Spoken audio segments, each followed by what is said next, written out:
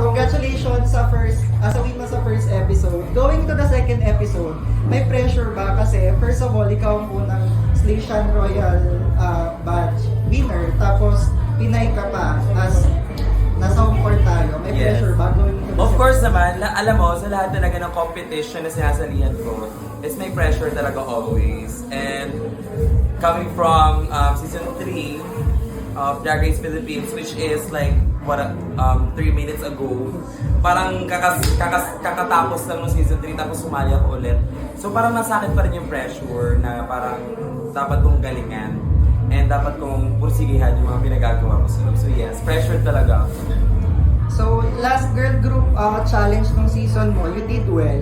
Ngayon ba, in-expect mo na mas gagalingan mo pa or feeling mo matatap mo yung last performance mo from your season?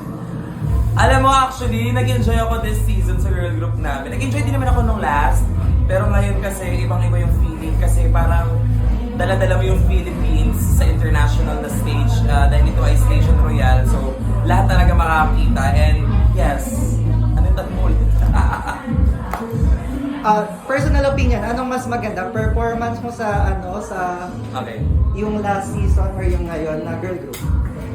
For me, feel ko magaling ako sa lahat.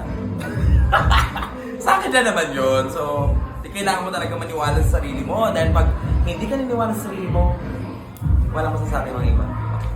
Okay, so what was the reason or the thinking nung pinili mo yung All Pinay Queens as your group members? Well, Kiana is not Kiana with not a little bit of drama, diba? So, para talagang sinasabi ko na shit, Philippines versus Asian Queens. Well, Asian din pala yun, pero Philippines versus kasi. So, sabi ko talaga, alam ko na yung gagawin ko. Kukunin ko lahat ng Pinoy, kasi isa-separate ko yung International Queens. Para talagang, sa title pa lang ng show na to, yun yung kwento. Diba? Okay, so yung lahat ng Pinay Queens na kasama mo sa girl group, lahat sila iconic din yung mga girl group challenges nila before. And of course, ikaw.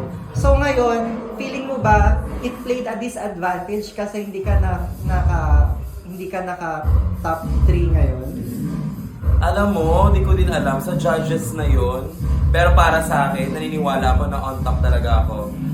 And ako yung pinaka may gumagalaw na look. And then my girl group was like on point. And speaking of your runway, isa yung paglabas mo, ikaw yung may pinakamaingin reaction from the audience. So, what was the inspiration then behind your costume? Actually guys, ito talaga yung kwento ng costume ko. Ako ay isang robot. Diba? Future. Na para bang ako na lang yung natitirang robot. Tapos marami ng mga tumutubo sa aking mga veins and all. Tapos biglang nagkaroon ng buhay sa akin. Kahit wala akong buhay. If that makes does that make sense to y'all? Pero yun yung kwento ko na parang robot ako. Tapos wala ng tao. Parang robot na lang yung mga tumitira dito sa mundong ginagalawa natin. Tapos namatay na ako. Tapos may tumubo sa akin na buhay. That I came alive. Ayan. So, message na lang sa fans and Drag Race fans in general sa aabangan pa kay Kiana sa next episodes. What's up mga gay? Or should I say, what's up mananap? It's me, Kiana with a K. And nagpapasalamat ako sa mga taong nagsosuporta sa akin. At sa mga hindi nagsosuporta, I love you too. Mwah! And sana supportan niyo pa rin ako all the way because it's me, Kiana with a K.